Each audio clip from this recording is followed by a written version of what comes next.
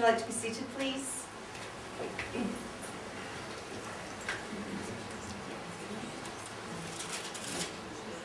Good afternoon, ladies and gentlemen. My name is Lorraine Parker, and I've been authorised by the Registrar General to conduct civil marriages in accordance with the Marriage Scotland Act 1977.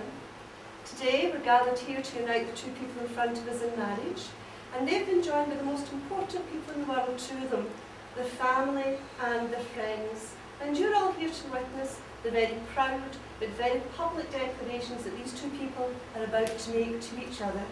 First of all, can I ask, who gives this woman in marriage?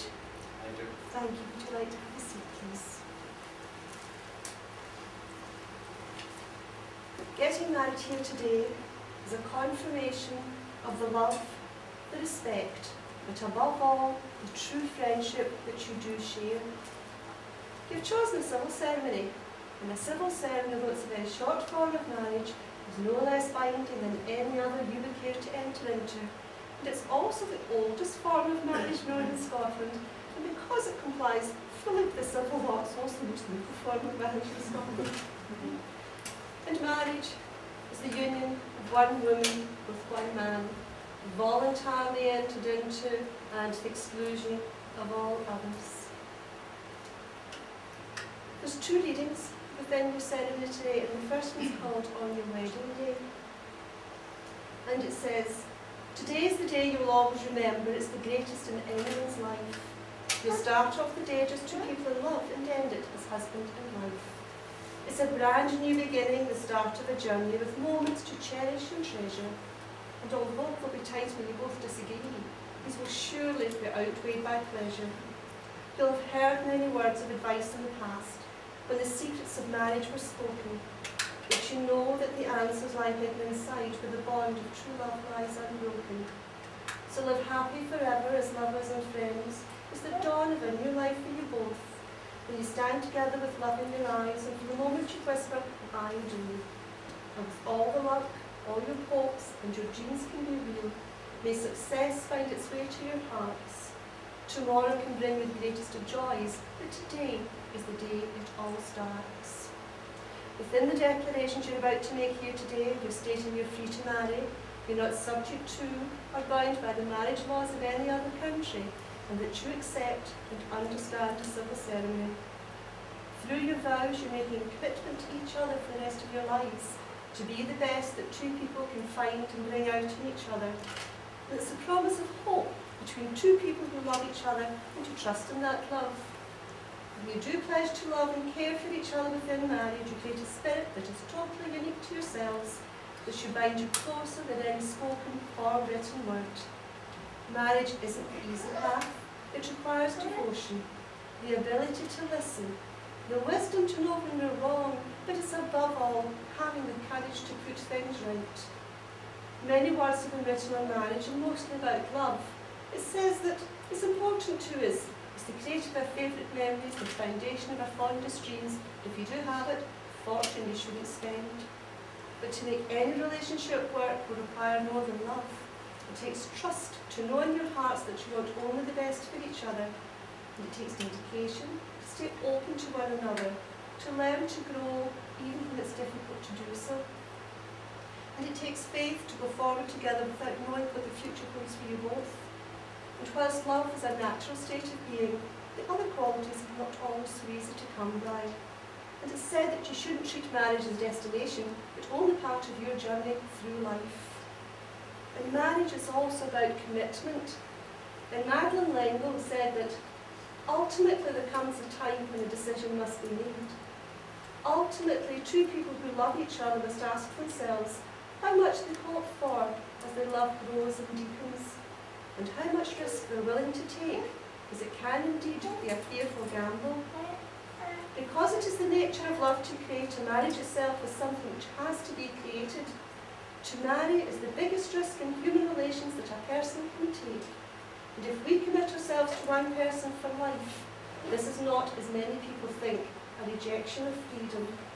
Rather, it demands the courage to move into all the risks of freedom and the risk of love which is permanent, and into that love which is not possession but participation.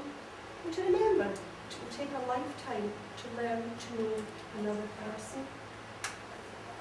But the true art of married life is a mutual enrichment, a give and take between two personalities which diminishes neither but enhances both. And marriage should not be entered into lightly, but with devotion and discretion. Love and loyalty are the foundations of a happy and enduring home.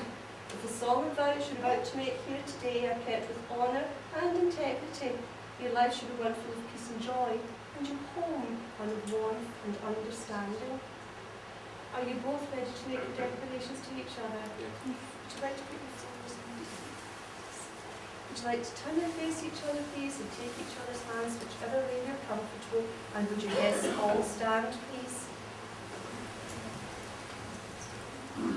Traditionally, weddings are times for giving advice, and I'm going to be like everybody else today to get those up. But this is from a wedding back in 1887, and the couple were told then, "Let your love be stronger than your hate or your anger. Learn the wisdom of compromise, for it is better to bend a little than to break. Believe the best rather than the worst, for people have a way of living up or down to your opinion of them, and to remember that true friendship is the basis for any lasting relationship, and that the person you choose to marry is deserving of the kindness and the courtesy you would bestow on your friends."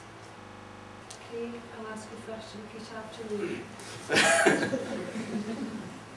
I, Craig Rothney Collier, I, Craig Rothney Collier, solemnly and sincerely declare solemnly and sincerely declare that I know that I know of no legal impediment of no legal impediment to my marrying to my marrying Lynne Michelle Edwards, Lynne Michelle Edwards, whose hands I now hold whose hands I may hold, and whom I accept and whom I accept as my lawful wedded wife, as my lawful wedded wife, to love and to cherish to love and to cherish for the rest of our lives. for the rest of our lives. And all that I am I give to you, And all that I am I give to you, and all that I have I will share with you.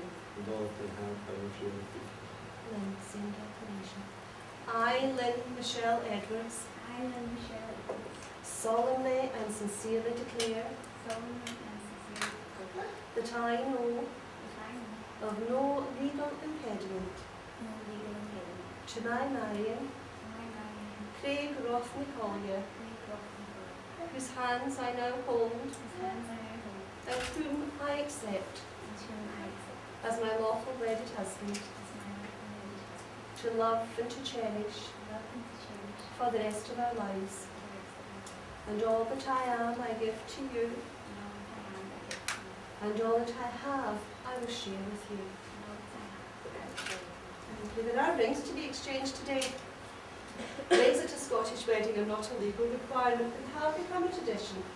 And a ring was chosen as a symbol of marriage because of its shape. Being round, it's got no beginning, it's got no end, and it should represent your constant and everlasting love for each other.